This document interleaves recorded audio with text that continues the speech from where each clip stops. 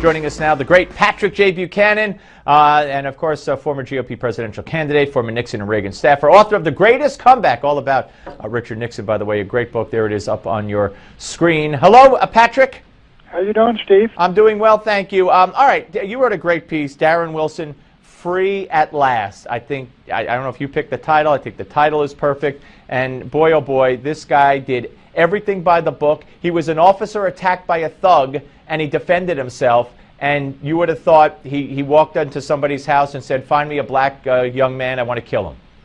It was a moral lynching of Darren Wilson. As you mentioned, he was an outstanding officer. He's got an impeccable record. I think he came back from helping some African-American kid who was having a problem, and he runs into this character in the middle of the street who gets in a fight with him and tries to grab his gun and then charges him. And is shot. He did everything right, and he was put through 6 months of hell. And you know what else was in that Justice Department report? That the 6 witnesses who backed up Wilson's story, they called them the most credible witnesses. They were in sync with the forensics. They were in sync with Wilson. They were afraid to testify, afraid for their lives. There were signs around Ferguson said, snitches get stitches. One of them barricaded her door so she wouldn't get a subpoena. Another elderly man said, I'd rather go to jail than testify. What about the Justice Department getting to the root and the bottom of that, where law-abiding citizens were afraid to come forward?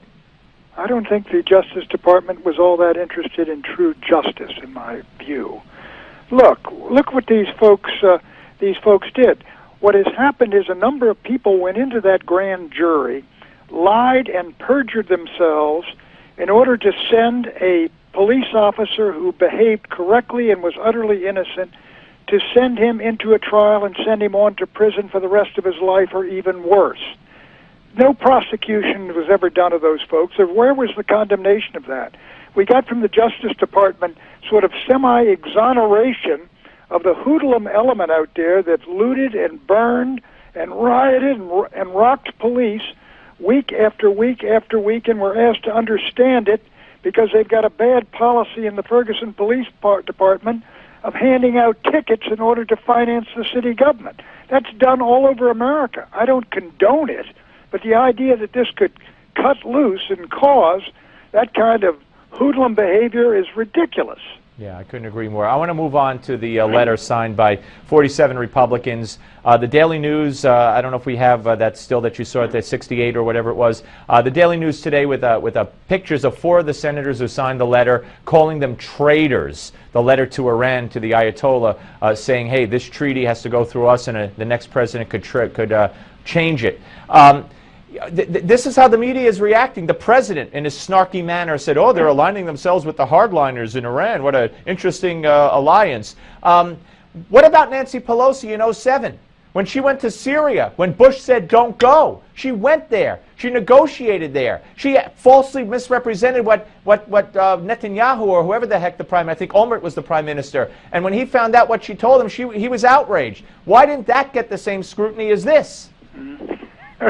I think you got it. Well, we don't get the same scrutiny for what they do for what we do, but I do remember the Dear Commandante letter back when I was in Reagan's White House in 1985 to 87, written to Danny Ortega down there by the Democratic congressman. I believe the minority or the majority whip, Jim Wright, signed it.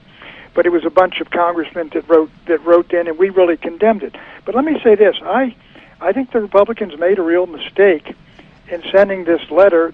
They appear to be, and it's almost unarguable, what they seem to be doing is seeking to sabotage any deal before Barack Obama's even brought it home. Now, as someone who served in 3 White Houses, I think the president's got the right to really conduct foreign policy, and the Senate, of course, has a right to basically reject or not reject what he brings home, and also to lift sanctions or not to lift sanctions if that's included in the deal. But I think sending this letter was a mistake. They got 47, not all the Republicans. I think what they're doing is they're antagonizing many of the Democrats who are going to be part of their veto-proof majority if they vetoed the deal when the president does bring it home. Right. Interesting. So I don't think this is, Steve, this was wise. And I don't think, to be honest, it was wise to bring a foreign leader into the, to the State of the Union forum to basically attack the foreign policy and a deal the president hasn't even brought home. Patrick Buchanan, always great to talk to you, sir. Thank you very much. Okay, you take it easy, Steve. You too, my friend. We're coming back.